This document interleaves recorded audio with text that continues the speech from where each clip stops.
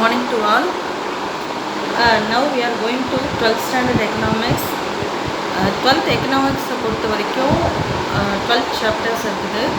இதில் first chapter என்ன அப்படின்னு பார்த்தோன்னா introduction to macroeconomics. So macroeconomics பற்றி தெரிஞ்சுக்கிறதுக்கு முன்னாடி நம்ம என்ன பார்க்க போகிறோம் அப்படின்னா ஒரு தடவை ரீகால் பண்ணிக்கிறோம். ஸோ 11th ஸ்டாண்டர்டில் நம்ம படித்த மைக்ரோ எக்கனாமிக்ஸ் பற்றி ரீகால் பண்ணிக்கிறது பெட்டர். மைக்ரோ எக்கனாமிக்ஸ் நம்ம எதை பற்றி படிச்சிருக்கோம்னா law of demand, law of supply, ப்ரெஸ்டிக்டேஷன், மார்க்கெட் ஸ்ட்ரக்சர், இது எல்லாத்தை பற்றி படிச்சிருக்கோம். ஸோ இப்போ நம்ம மைக்ரோ எக்கனாமிக்ஸை பற்றி படிச்சுட்ருக்கோம். ஸோ மேக்ரோ எக்கனாமிக்ஸ்னால் என்ன, அது எதை பற்றி டீல் பண்ண போகுது அப்படிங்கிறத பற்றி பார்க்கணும். ஸோ மேக்ரோ எக்கனாமிக்ஸ் அப்படிங்கிறது எக்கனாமியை, அதாவது பொருளாதாரம் முழுவதும் பற்றிய ஆராய்ச்சி பண்ணக்கூடியது. So that is called macroeconomics. The subject is macroeconomics is classified two branches, one micro and macro. இது ஆல்ரெடி நம்ம படிச்சிருக்கோம். இது மைக்ரோ மேக்ரோ அப்படிங்கிறத கிளாஸிஃபை பண்ணவர் யார் அப்படின்னா ராவல் அண்ட் ட்ரீஸ். He is an origin of economics, also a Nobel Prize winner. இவர் நோபல் ப்ரைஸ் வின் பண்ணியிருக்காரு. He coined the word micro means one, macro means large. However, macro எக்கனாமிக்ஸில் மாடர்ன் ஃபேமிலி கொண்டவர் யார் அப்படின்னா JM Keynes, that is John லாக்னோ Keynes. So இவர் book publish பண்ணுறாரு. The name of the book is general theory of employment interest. சரியா? So வேலை வாய்ப்பு, வட்டி, பணம் பற்றிய பொது கோட்பாடு இந்த இயர் 1936. ஸோ இதை பப்ளிஷ் பண்ண டைம் என்ன டைம் அப்படின்னா வேர்ல்டு டிப்ரெஷன், அதாவது பொருளாதாரம் முழுவதும் மந்த நிலையில் இருந்தப்ப. மந்த நிலை அப்படின்ற ஒரு வார்த்தை, டிப்ரெஷன் அப்படிங்கிற வார்த்தை எதை குறிக்குது அப்படின்னா பொருட்கள் விற்கப்படாமல் தேக்கமடைச்சிருக்கிறது தான், ஒர்க்கர்ஸுக்கு வேலை வாய்ப்பு இல்லாமல் இருக்கிறது. ஸோ இந்த மாதிரியான சுச்சுவேஷனில் தான் டிப்ரெஷன்னு சொல்லுவோம். ஸோ இந்த மாதிரி சுச்சுவேஷன் இந்த ஒரு எக்கானமியை மீட்சடைய செய்தது, அதாவது ரெக்கவர் பண்ண சில பால்ஸை கொண்டு வந்தது யார் அப்படின்னு பார்த்தா ஜேஎம் கிங்ஸ். சரியா? ஸோ இவர் தான் father of macro economics. So இவர் தான் ஃபாதர் ஆஃப் மாடர்ன் மேக்ரோ எக்கனாமிக்ஸ்னு சொல்லுவோம். ஸோ இந்த சுச்சுவேஷனில் ஃபாதர் ஆஃப் ஏன் இவர் ஃபாதர் ஆஃப் மேக்ரோ எக்கனாமிக்ஸ் அப்படின்னு சொல்கிறோன்னா, இவர் இந்த மேக்ரோ எக்கனாமிக்ஸை முழுமையாக ஆராய்ச்சி பண்ணவர். ஸோ எக்கானமி, ஒரு பொருளாதாரம் முழுவதுமாக ஆராய்ச்சி பண்ணவர். ஸோ அதுலேருந்து நம்மளுக்கு என்னென்ன கிடைக்கும் அப்படின்னு சொல்லுவார். ஸோ இந்த மேக்ரோ அப்படிங்கிற வேர்ட் எதுலேருந்து டெரைவ் பண்ணப்பட்டது அப்படின்னு கேட்டால் it is a Greek word. Macros அப்படிங்கிற வேர்ட்லேருந்து டெரைவ் ஆனது. Macros means large. ஸோ லார்ஜ்னா study about economy as a whole.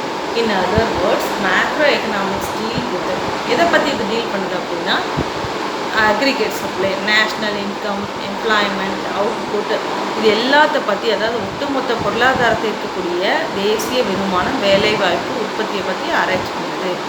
So it is called income theory. So micro economics என்ன சொல்கிறோம் அப்படின்னா ப்ரைஸ் தியரி. ஸோ இது ஆல்ரெடி நம்ம 11th ஸ்டாண்டர்டில் பார்த்து தான். இது எதெல்லாம் கவர் பண்ணுது இந்த போர்ஷன் அப்படின்னு பார்த்தோன்னா, macroeconomics are the areas such as employment, national income, inflation, business cycle, poverty, investment, capital formation, infrastructure development, balance of payment, trade. So இந்த மாதிரி நிறைய விஷயங்களை பற்றி டீல் பண்ணுது. இதை பற்றி எல்லாம் இந்த மேக்ரோ எக்கனாமிக்ஸ் என்ன செய்யுது, டீல் பண்ணுது. சரியா?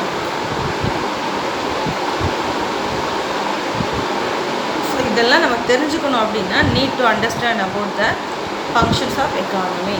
So to solve the basic problems, அதாவது இதில் இருக்கக்கூடிய ப்ராப்ளம்ஸ் என்ன, அதை எப்படி சால்வ் பண்ணுறது அப்படின்னு தெரிஞ்சுக்கலாம். First you have to understand the future problems, அதாவது எதிர்காலத்தில் இதை எப்படி ஹேண்டில் பண்ண போகிறோம். You have to evaluate the precautionary மெஷர்மெண்ட்ஸ்ன்னு பார்க்கலாம், முன்னெச்சரிக்கை நடவடிக்கைகள். First, macro economics, an amber opportunity, that is called amber means sufficient opportunity. Next, macroeconomics helps to make comparison and analysis of economic critic enters. பொருளாதார குறியீடுகளை convince பண்ண நமக்கு உதவி செய்யுது. நெக்ஸ்ட் பார்த்திங்கன்னா பெட்டர் ப்ரொடக்ஷன், ஒரு சில சிறப்பான தீர்வு கொடுக்கறதுக்கு நமக்கு இந்த மேக்ரோ எக்கனாமிக்ஸ் தெரிஞ்சுக்கிறது ஒரு policies to avoid economic crisis, பொருளாதார மந்த நிலையிலிருந்து நம்ம எப்படி ரெக்கவர் ஆகலாம் அப்படிங்கிறத பற்றி தெரிஞ்சுக்கிறதுக்கும் மேக்ரோ எக்கனாமிக்ஸ் பற்றி நம்ம படிக்கணும். This is called importance of macro economics. That is what are the scope of macro economics. The scope என்ன, இதோடைய பரப்பல்லை எது வரைக்கும் இருக்குது பார்த்தா, to measure the national income and its compositional. The national income அப்படிங்கிறது ஒவ்வொரு செக்டார்லேருந்தும் எவ்வளோ கான்ட்ரிபியூஷன்ஸ் கிடைக்குது அப்படிங்கிறத பற்றி நம்ம தெரிஞ்சுக்கலாம். Next inflation. Inflation refers to the general price level. Simple term, சந்தையும் விலையும் தொடர்ந்து உயர்றது, ஸோ பணத்தின் மதிப்பு குறைகிறது. தட் இஸ் கால்டு இன்ஃப்ளேஷன், பணவீக்கம். Next various price index number எப்படி இருக்கும், ஹோல்சேல் ப்ரைஸ் இண்டெக்ஸ் எப்படி இருக்கும், கான்சிக்வன்ட் ப்ரைஸ் இண்டெக்ஸ் எப்படி இருக்கும் அப்படிங்கிறத பற்றி பார்க்கலாம். Next business cycle. நம்ம திருப்பி இன்னொரு தடவை ரீகால் பண்ணலாம். 11th வந்து மைக்ரோ சம்மந்தமான எக்கனாமிக்ஸ் படிச்சிருப்பீங்க. அடுத்து 12th பார்த்தீங்கன்னா we are going to totally study about the macro economic, அதாவது பிக்கஸ்ட்டு த ஹோல் எக்கானமியை நம்ம மேக்ரோ எக்கனாமிக்ஸில் பார்க்கலாம். சரியா? ஸோ இதில் வந்து பார்த்திங்கன்னா பேசிக் கான்செப்டை பார்ப்போம். மேக்ரோ எக்கனாமிக்ஸ்னால் என்னென்னு பார்த்தோம். ஸோ எப்படி ஒரு எக்கனாமி நடக்குது, ஸோ அதை திருப்பி ஒரு ரீகால் பண்ணுறேன், கவனிச்சுக்கோ. ஸோ ஃபர்ஸ்ட் திங்க் இன்ட்ரடக்ஷன் பார்த்துக்கோ. இந்த எக்கனாமிக்ஸ் அப்படிங்கிற சப்ஜெக்டை வந்து 2 பிரான்ச்சஸாக பிரிக்கிறாங்க, micro economics and macro economics. So 2 பிரான்ச்சஸாக பிரிக்கிறோம். அது யார் எப்படி பிரித்தாங்க அப்படின்னு சொன்னால், Norwegian economics and the co-recipients of the first Nobel Prize in Economic Sciences coined the words micro meaning small and macro meaning large in the year 1933. So இந்த year 1933 என்ன பண்ணியிருக்காங்க அப்படின்னா, நார்வேகன் எக்கனாமிக்ஸ்ட்டும் அவருடைய ஃபர்ஸ்ட் நோபல் ப்ரைஸ் வாங்கும்போது micro மேக்ரோக்கான meaning சொல்லியிருக்காங்க. மைக்ரோனா ஸ்மால், மேக்ரோனா big, meaning large. However macro economics வந்து it's a modern form began John Maynard Keynes and his book The General Theory of Employment, Interest and Money published in 1936. So இந்த line படித்தா உனக்கு வந்து ஞாபகம் வந்திருக்கும், 11th அந்த point படிச்சிருக்க நீயே. ஸோ அவர் தான் மைக்ரோ எக்கனாமிக்ஸ் மேக்ரோ எக்கனாமிக்ஸை வந்து இது பண்ணியிருந்தேன். ஸோ அது புக்கில் மேக்ரோ எக்கனாமிக்ஸ் வந்து மாடர்ன் வேர்ல்டில் எப்படி இருக்கும், ஜென்ரலான எம்ப்ளாய்மெண்ட் தியரி, இன்ட்ரெஸ்ட், மணி பற்றினது லைன் ட்ராபன்ஸ் கொடுத்துருந்தார். அவர் எக்ஸ்ப்ளனேஷன் அபவுட் டிப்ரெஷன், நம்ம நாட்டில் நடக்கக்கூடிய டிப்ரெஷன், கூட்ஸ் நடக்கக்கூடிய விஷயங்கள், இதை பற்றி அன்எம்ப்ளாய்மெண்ட் பற்றி இதெல்லாம் வந்து கொடுத்துருந்தார். ஸோ அது father of modern macroeconomics அப்படிங்கிற ஒரு புக்கில். ஸோ மேக்ரோ எக்கனாமிக்ஸ் கூட மீனிங் பார்க்க போகிறோம். So the word macro is derived from the Greek word macros. Macros meaning large. Hence macroeconomics is a study of the economy as a whole. So ஒரு full economy படிக்கிறதுக்கு தான் macro economics. So இதை வந்து நம்ம macro economics deal with the aggregates such as national income, employment and output. So macro economics அப்படின்னு சொல்லிட்டோம். ஆனால் அதில் நம்ம என்ன படிப்போம், என்னென்ன படிப்போம்னா எம்ப்ளாய்மெண்ட் பற்றி, நேஷ்னல் இன்கம்னா என்ன, இப்போ நான் ஒரு இந்தியன், எனக்கு வந்து இன்கம் எவ்வளோ அப்படின்னு சொல்கிறாங்க. ஸோ என்னோட ஃபாதருக்கு, நீங்கள்லாம் சொல்லுவீங்க ஃபாதரோட இன்கம் எவ்வளோ இருக்குது, என்னோடய மதர் இன்கம் எவ்வளோ. ஸோ ஒரு பர்சன் இண்டிவிஜுவல்ஸாக பார்க்குறதுனா அது microeconomics. As a whole மொத்தமாக இந்தியாவில் எவ்வளோ பேர் எவ்வளோ இன்கம் வந்து சம்பாதிச்சிருக்காங்க அப்படின்னு பார்க்குறது தான் மேக்ரோ. ஸோ நேஷ்னல் இன்கம் பார்ப்போம், எம்ப்ளாய்மெண்ட் ஸ்டேட்டஸ் என்ன, யாரெல்லாம் எம்ப்ளாய் பண்ணியிருக்காங்க அப்படிங்கிறத பார்ப்போம். ஸோ இது ரெண்டுத்துக்கான அவுட்புட்ஸையும் பார்ப்போம். ஸோ ஜென்ரலாக மேக்ரோ எக்கனாமிக்ஸை இன்கம் தியரின்னு சொல்லுவோம். ஸோ இது ரொம்ப இம்பார்ட்டன்ட் பாயிண்ட். இதை வந்து இன்சைட் கொஸ்டினில் கூட வரலாம், இன்கம் தியரின்னு சொல்லுவோம். The study of economy as a whole. இந்த ஹோலில் வந்து நம்ம என்ன பார்க்குறோம் அப்படின்னா, இங்கே ஒரு பிக்சர் இருக்கு இல்லையா. So this picture depicts that macro economics வந்து study of economy wide phenomena. இதில் வந்து so the big picture of economy பார்ப்போம், அன்எம்ப்ளாய்மெண்ட் பற்றி பார்க்கலாம், நேஷ்னல் இன்கம் பற்றி பார்ப்போம், நேஷ்னல் அவுட்புட் பற்றி பார்ப்போம். ஸோ மேக்ரோ எக்கனாமிக்ஸ்க்கான எலிமிட்டேஷன்ஸ் பார்த்தோம். ஸோ இன்ஃப்ளேஷன் பற்றி ரொம்ப important, inflation rise in price and includes national, regional, global economics. நேஷ்னல்னால் நேஷ்னல் மட்டும் இல்லை, ரீஜனலி எந்தெந்த ஸ்டேஜில் இருக்கும், குளோபலி என்னென்ன ஸ்டேஜில் இருக்குன்றதையும் பார்க்கலாம். So the subject matters covered in the macroeconomics are the areas such as employment, national income, inflation. So employment பற்றி தெரியும். ஸோ ஜென்ரலாக நான் வந்து எம்ப்ளாய் அப்படின்னா இந்த ஏரியாவில் இவ்வளோ பேர் எம்ப்ளாய் ஆகியிருக்காங்களா, நேஷ்னல் இன்கம் என்ன, அவங்களுக்கு full as a whole economy எவ்வளோ நேஷ்னல் இன்கம் இருக்குது, இன்ஃப்ளேஷன் எப்படி இருக்குது, கண்ட்ரோலபிள் இன்ஃப்ளேஷனா, ரைஸ் இன் ப்ரைஸில் இன்ஃப்ளேஷன்னு சொல்லுவோம், ரைஸ் இன் ப்ரைஸை தான் இன்ஃப்ளேஷன் சொல்லுவோம். ஸோ ப்ரைஸின் லெவல் எப்படி இருக்குது, ரைஸ் ஆகிட்டே இருந்துச்சுன்னு சொன்னால் எல்லா பொருளையும் நம்மளால் வாங்க முடியாது. ஸோ எக்கனாமிக்ஸில் முக்கியமான ஒரு டேர்ம் இருக்குது, அது purchasing power. So purchasing power அப்படின்னா எனக்கு எவ்வளோ பர்ச்சேசிங் பவர் இருக்குது. புவர், ரிச் அண்ட் புவர் அப்படின்னு ரெண்டாக பிரிக்கிறோம். ஸோ அப்போ ரிச்னால் வாங்க முடிய எல்லாத்தையுமே புவர்னால் வாங்க முடியாது இல்லையா. ஸோ புவர் வாங்கக்கூடிய சீப் ப்ராடக்ட்ஸ் ரிச் வாங்க மாட்டாங்க. ஸோ இந்த மாதிரி ஒரு சுச்சுவேஷன் போயிட்டுருக்கு. இதில் ரைஸ் அண்ட் ப்ரைஸுன்னு ஒன்று வந்ததுன்னா ரெண்டு பேருக்குமே தான் அது ப்ராப்ளம். ஸோ ரிச்னாலேயும் எவ்வளோ ப்ரைஸ் ரைஸ் ஆனாலும் வாங்க முடியாது, புவர்னாலும் சுத்தமாக வாங்கவே முடியாது. ஸோ ஜென்ரலாக இந்த ப்ராப்ளம்ஸ் எல்லாம் கவர் பண்ணுறது தான் அண்ட் பிஸ்னஸோட சைக்கிள் எப்படி இருக்குது, பாவர்ட்டி எப்படி இருக்குது, inequality, of course rich and poors inequality சரியா. ஸோ டிஸ்பாரிட்டி, ஸோ கவர்மெண்ட்டில் வந்து ரிச்சுக்கு மட்டுமே நிறைய கொடுக்குறது, புவருக்கு கொடுக்காம இருக்கிறது. So investments, capital formations, infrastructure development, international trade எப்படி இருக்குது, பேலன்ஸ் ஆஃப் ட்ரேட்ஸ் இருக்கா, பேமெண்ட்ஸ் இருக்கா, எக்ஸ்சேஞ்ச் ரேட் எப்படி இருக்குது, எக்கனாமிக்கோட க்ரோத் எப்படி இருக்குது. ஸோ இது எல்லாமே நம்ம படிக்கலாம். ஸோ இது எல்லாமே சேர்ந்து தான் மேக்ரோ எக்கனாமிக்ஸ். இந்த ஒவ்வொரு டாப்பிக்குமே என்னென்னன்றதை நம்ம பார்க்கலாம். அதான் 12th நீங்கள் ஃபுல்லாக படிக்க போகிறீங்க. இதுதான் macro economics. So introduction meaning எல்லாம் பார்த்தாச்சு. அடுத்து இந்த மேக்ரோ எக்கனாமிக்ஸ் என்ன இம்பார்ட்டன்றதையும் நம்ம பார்த்துடலாம். அதாவது இந்த ஃபங்க்ஷனிங், முக்கியமாக எக்கானமியோட ஃபங்க்ஷன், பொருளாதாரத்தினுடைய செயல்பாடுகள் நம்ம தெரிஞ்சுக்க வேண்டிய நிலைமையில் இருக்கிறோம் சரியா. ஸோ ஏன் அப்படின்னா இப்போ இந்த எக்கானமியில் நம்ம இருக்கோம், நம்மளுக்கு நிறைய ப்ராப்ளம்ஸ் வரும் இல்லையா, ஃபினான்ஷியலி இருக்கும், அதனால் மென்டல் ப்ராப்ளம்ஸ் வரும். ஸோ இந்த மாதிரி நிறைய ப்ராப்ளம்ஸ் இருந்தால் கூட நம்ம ஃபேஸ் பண்ணணும் அப்படின்னு சொன்னால் வி நீட் டு நோ சரியா. ஸோ அதை பற்றி தெரிஞ்சிருந்தால் மட்டும்தான் நம்மளால் என்ன பண்ண முடியும், கரெக்டான டைமில் ஒரு கரெக்டான டெசிஷன் எடுக்க முடியும் சரியா. ஸோ நம்மளோட கோல் என்ன, நான் ஏர்ன் பண்ணுறேன், நான் சம்பாதிக்கிறேன், அதை நான் சேவ் பண்ணுறேன், அதை நான் இன்வெஸ்ட் பண்ணுறேன், அதுலேருந்து நான் என்ன பண்ணுறேன், திருப்பியும் ஏதோ ஒரு தொகையை வந்து நான் ஏர்ன் பண்ணுறேன். ஸோ இந்த மாதிரி ஒரு சைக்கிளாக தான் வந்து போய்கிட்டே இருக்கும். ஸோ நான் ஏர்ன் பண்ணுறப்பே எனக்கு ஒரு முடிவு கிடச்சிருக்கும். ஸோ அது எடுக்கிறதுக்கு முன்னாடி எக்கானமி எப்படி இருக்குன்றத பார்க்கணும். ஸோ அஸ் எக்கனாமிக்ஸ்க்கு வந்து நிறைய பேர் வந்து பார்த்திங்கன்னா ஏர்ன் பண்ண ஆரம்பிக்கும் போது அவங்க மந்த்லி 30க்கு ஏர்ன் பண்ணுறாங்களா, இல்லை ஹவுஸ் ஹோல்ஸ்க்கு எவ்வளோ எக்ஸ்பென்சிவ் இருக்குது, அதுக்கு மீதி எல்லாம் வந்துட்டு இந்த மாதிரி இன்வெஸ்ட்மெண்ட் பர்பஸ்க்கு யூஸ் பண்ணுவாங்க.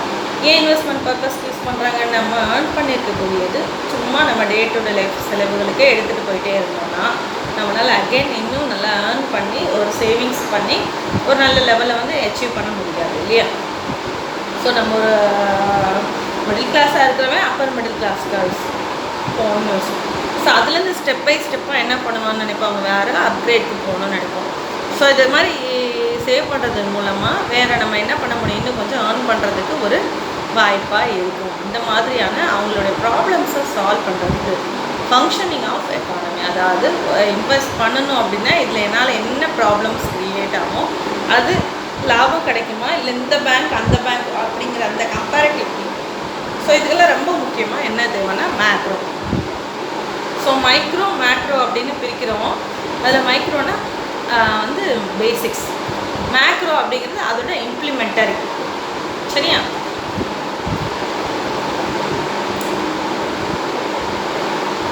இப்போ ஒரு ஸ்டெப் எடுக்கணும், எக்கனாமிக் லெவலில் எடுக்கணும் அப்படின்னு சொன்னால் அதனால என்ன நம்மளுக்கு லாபம் கிடைக்கும், நஷ்டமாகுமா. ஸோ அதை வந்து நம்ம என்ன scientific investigation to understand the reality.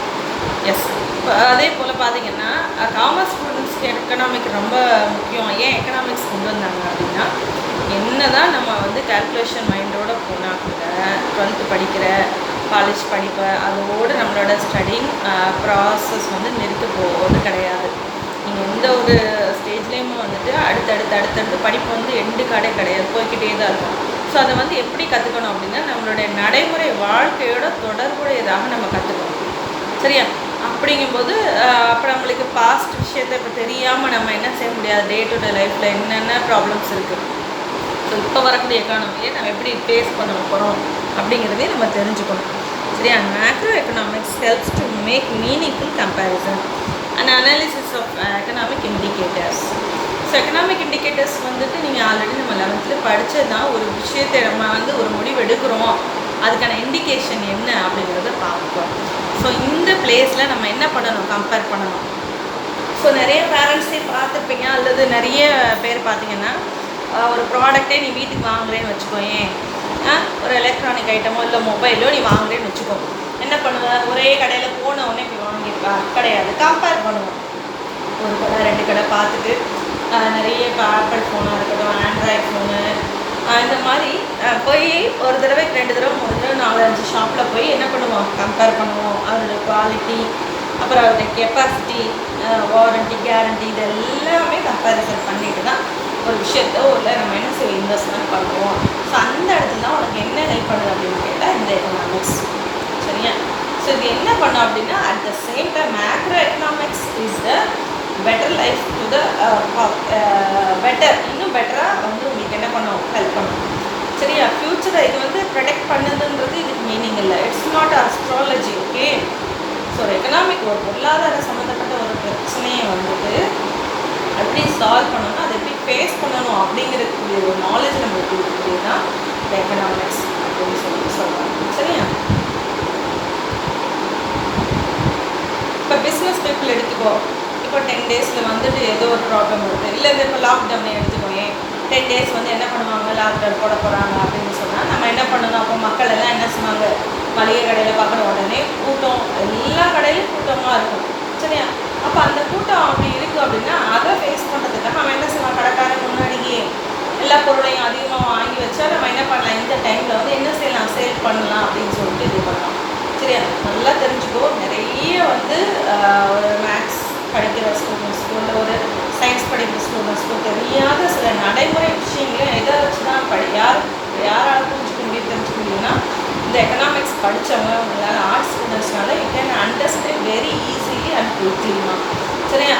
So daily இது வந்து எப்படி இருக்குது அப்படின்னா, நம்மளோட அன்றாட எல்லா விஷயங்களுமே பொருளாதாரத்துடைய தொடர்பு தான். ஸோ அதுக்கு என்ன பண்ணணும், நம்மளுடைய கரண்ட் எக்கனாமிக் லெவலை வந்து என்ன பண்ணியிருக்கணும், அது எல்லாத்தையும் நம்ம வந்து தெரிஞ்சு வச்சுக்க வேண்டியது ரொம்ப ரொம்ப ஒரு முக்கியமான விஷயம். இதெல்லாம் தான் நம்ம பார்க்கணும் இந்த லெசன் ஃபுல்லாக. சரியா? மேக்ரோஎக்கனாமிக்ஸ்னால் என்ன, இப்போ எக்கனாமிக்ஸ் எதுக்கு மேக்ரோ எக்கனாமிக்ஸ் படிக்கணும், அது அப்படின்னா என்ன, மேக்ரோ எக்கனாமிக்ஸோட ஃபுல் சார்ட் பார்த்துருக்கோம். சரியா? ஸோ அடுத்த டாபிக் வந்து மேக்ரோ எக்கனாமிக்ஸ்னால் என்ன, அந்த கான்செப்டோடைய எக்ஸ்பிளனேஷன் பார்க்கலாம். Concepts of macro economics, the important concept of macro economics, இதோட இம்பார்ட்டன்ட் பாயிண்ட்ஸை வந்து சொல்லியிருக்காங்க. ஃபர்ஸ்ட் பார்த்தீங்கன்னா stock and flow variables. Stock and flow variables. Variables use in economic analysis. சரியா? Classified as stock and flow. Both stock and flow variables may increase or decrease with time. So variable அப்படின்னா என்னென்னா, ஒரு விஷயத்தை நான் வந்து இப்போ நான் வந்து ஒரு விஷயத்தை வந்து கணிக்க போகிறேன், இல்லை எக்கனாமிக்ஸில் வந்து நான் ஒரு எக்ஸ்பெரிமெண்ட் பண்ணுறோம், இல்லை ஒரு சில விஷயங்களை வந்து நம்ம என்ன செய்யணும், மைண்டில் எடுக்கணும். நீ ஒரு ப்ராஜெக்ட் பண்ண போகிற, அதுக்காக என்ன பண்ணுவேன், அந்த ப்ராஜெக்ட் பற்றின ஒரு நாலேஜை முதல்ல கலெக்ட் பண்ணுவேன், அல்லது அதை பற்றின எக்ஸாம்பிள், அதை பற்றின மாடல் பார்க்கணும்னு நினைக்கிறேன். ஸோ என்ன அப்படின்னா, எக்கனாமிக்ஸ் அப்படிங்கிறது ஹோல் கண்ட்ரி. இந்த ஹோல் கண்ட்ரியோட கான்செப்டை வந்து நம்ம வந்து பண்ணணும் அப்படின்னா அதுக்கான எக்ஸாம்பிள்ஸ் நம்மளுக்கு தேவைப்படும், மாடல் தேவைப்படும். ஸோ இதுதான் வேரியபிள்ஸ்ன்னு சொல்லுவோம். சரியா? இது வந்து மேக்ஸ் அதிகம் யூஸ் பண்ணிட்டு வேரியபிள். ஸோ இந்த வேரியபிள்ஸ் அப்படின்னா அந்த விஷயத்தை நான் எடுத்துக்கிட்டு அதில் நான் அனாலிசிஸ் பண்ணுவேன். ஸோ வேரியஸ் எக்கனாமிக் அனாலிசிஸ் பண்ணும்போது என்னென்ன வேரியபிள்ஸ் நான் எடுத்துக்கிறேன் அப்படின்னா, ஸ்டாக் அண்ட் ஃப்ளோ எடுத்துக்கிறேன். ஸ்டாக் அண்ட் ஃப்ளோ வேரியபிள்ஸ் அப்படின்னா அது என்ன பண்ணுங்கிறது வந்து இப்போ நம்ம வந்து என்னென்னு பார்க்குறோம்ல. Stock refers to a quantity of commodity measured at the point of time. So stockனா என்ன, கடையில் இல்லை என்ன எல்லா இடத்துல வந்து என்ன வச்சுருக்காங்க, வேறு வசதி சொல்லுவாங்க. ஸ்டாக்னா என்னது, என்கிட்ட இவ்வளோ ஸ்டாக் இருக்குது, நீங்கள் கேட்குற ஸ்டாக் இல்லை அப்படின்னு சொல்லுற மாதிரி macroeconomics money, supply, unemployment, and money exchange, reserves, capitals are examples of stock variables. Of course, stock இருந்தால் தான் வந்து கடை இருக்கும், அந்த இடத்துல பர்ச்சேசிங் நடக்கும். ஸோ ஸ்டாக் இருக்கிறதெல்லாம் போய் வாங்குவாங்க, அதுக்கான வேலையாட்களும் வேலை செஞ்சுட்டே இருப்பாங்க. ஸோ அப்போ தான் வந்து இன்வெஸ்ட்மெண்ட் பண்ணுறதுக்கும் இருக்கும். ஸோ இவ்வளோ விஷயத்துக்குமே வந்து பேசிக் என்ன அப்படின்னா ஸ்டாக் வேரியபிள்ஸ்னு சொல்லலாம். ஸோ அடுத்து பார்த்தீங்கன்னா ஸ்னோ வேரியபிள்ஸ். ஃப்ளோ வேரியபிள்ஸ் அப்படின்னா these are measured over period of time. Flow variable சரியா, இது வந்து national income, imports, exports, consumption, production, investment, அது எக்ஸாம்பிள்ஸ். ஸோ இதெல்லாம் வந்து இருந்தால் தான் ஒரு ஃப்ளோ இருக்குமே எக்கனாமிக். சரியா, எக்கனாமிக். ஸோ ஃப்ளோ வேரியபிள்ஸ்னால் நேஷ்னல் இன்கம். ஒரு பர்சனோட இன்கம் பார்க்குறது இண்டிவிஜுவல் இன்கம், ஒரு கண்ட்ரியோட ஃபுல் இன்கம் பார்க்குறது நேஷ்னல் இன்கம். ஸோ நேஷ்னல் இன்கமோட ஃப்ளோ, இன்கம் அண்ட் எக்ஸ்போர்ட்ஸ் எல்லாமே பார்த்தோம்னா வேரியபிள்ஸ். அடுத்து economic models. A model is a simplified representation of real situation. So economists use models to describe economic activity, the relationship and the behavior. The model is an explanation of how the economy are part of economic rules. So economic models அப்படின்னா ஒரு சில simplified representation. So the real situation. So economics வந்து models of describe the economic activities. அங்கே நடக்கக்கூடிய ஆக்டிவிட்டீஸில் ஒரு சில models எடுத்துப்பாங்க. So அந்த மாடல்ஸ் என்னென்னா ரியல் சிச்சுவேஷன், அதுக்கு ஒரு பர்சனோடைய இல்லை ஒரு எக்கனாமியோட ரிலேஷன்ஷிப், அந்த ரிலேஷன்ஷிப்னால் நடக்கக்கூடிய இந்த மாதிரி விஷயம். இதில் பார்த்தீங்கன்னா இது என்ன எக்ஸ்ப்ளனேஷன் பண்ணணும்னா ஒரு எக்கானமியை என்னென்ன ஒர்க் இருக்குது, அது எதோட பார்ட் ஆஃப் த எக்கானமியாக இருக்குது அப்படின்னு பார்த்துக்கலாம். So most economic models with mathematics and some calculations. சரியா, relationship between the economic variables. இப்போ டிமாண்ட், லா ஆஃப் டிமாண்டை வந்து நீங்கள் explaining with quantity, demand and price. So quantity, demand and ப்ரைஸை வச்சு தான் நம்ம கம்பேர் பண்ணி அந்த லா வந்து டிஸ்பிளே பண்ணணும். ஸோ இப்போ ஒரு விஷயத்தை நம்ம எடுத்துக்கணும் அப்படின்னா அதுக்கு பேர் என்னன்னு சொல்கிறோம், ஒரு மாடலாக ஒரு எக்ஸாம்பிளாக எடுத்துக்கணும். சரியா, ஸோ இந்த ரெண்டுத்தையும் எடுத்து அதுக்காக ஒரு லா கொண்டு ஒரு ஈக்குவேஷன் கொண்டு வந்துடுவோம். ஸோ இது வந்து கன்சூமர் ஈக்குவேஷன் நிறைய இந்த மாதிரி நம்ம ஏற்கனவே படிச்சிருக்கோம், பார்த்துருக்கோம். இது எல்லாமே வந்து ஒரு மாடல் தான். ஸோ இது எதை வச்சு இருக்கு அப்படின்னா இதுதான் supply and demand model. So இதுக்கு ஒரு எக்ஸாம்பிள்ஸ் எக்கனாமிக் மாடல்ஸ். சரியா, ஸோ அடுத்தது பார்த்தீங்கன்னா circular flow of income. Circular flow of income. The circular flow of income is a model of an economy showing connections between different sectors of the economy. It shows flow of income, goods and services and factors of production, farms, households and nations. The circular flow analysis can basis of national accounts and macroeconomics. So circular flow of income யாரோட income வந்து எங்கிட்ட start ஆகாது. ஒரு economy பார்த்தீங்கன்னா எல்லாத்துக்குமே connection இருக்குது. ஒரு மணியை கொடுத்து ஒரு பொருளை நீங்கள் வாங்குறோம் அப்படின்னு சொன்னால் அந்த பணம் வந்து அந்த பர்சன்கிட்ட மட்டுமே நிரந்தரமாக கொடுக்க கிடையாது. அது என்ன ஆகும், அது ஒரு மாடு மாற்றி அடுத்து ஆகும் வந்து ஆகும் என்ன ஆகிட்டே இருக்கும் அப்படின்னா சர்க்குலரில் போய்கிட்டே தான் இருக்கும். அந்த பணம் வந்து எப்படி இருக்கும் அப்படின்னா அடுத்தடுத்த ஆளுக்கு டைம் ஆகி போய்கிட்டே தான் இருக்கும். சரியா, ஸோ எல்லாமே பார்த்தீங்க அப்படின்னா எல்லா இடத்துலையும் வந்து சர்க்குலர் ஆகிட்டே தான். So circular flow analysis வந்து ஒரு base on national accounts of macroeconomics. There are the basics. So there are three models. மூணு models வந்து circular flow இருக்காங்க, representing a major economic system. First sector model, third sector model, fourth sector model. Maybe கண்டிப்பாக இதை கேட்பாங்க. சரிங்களா,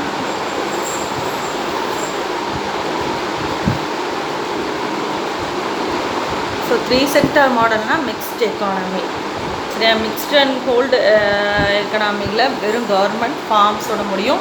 4 sector மாடலில் பார்த்திங்கன்னா yes of the world வரும். சரியா, மேக்ரோ எக்கனாமிக்ஸ் வந்து இங்கே ஒர்க் ஆகும்.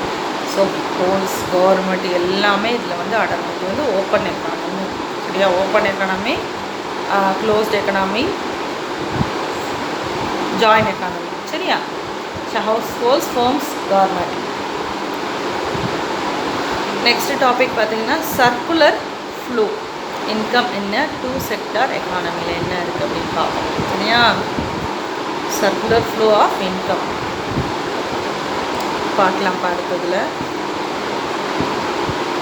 தேங்க்யூடா.